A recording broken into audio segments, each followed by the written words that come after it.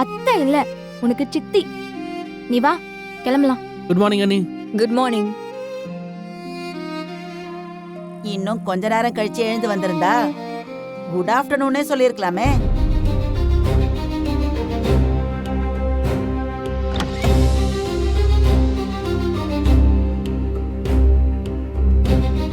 எழுந்துட்டியாப்பா? நாமெல்லாம் காலையிலேயே எந்திரிச்சு உக்காந்துகிட்டு இருக்கோம். இவ இப்பதான்டா எந்திரிச்சு வரா.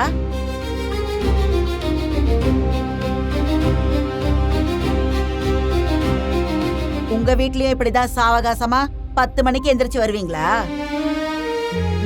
மா அதான் மணி 10 ஆவலையேம்மா. உன்னை நான் கேட்டேனடா, நீ கொஞ்சம் பேசாம இரு.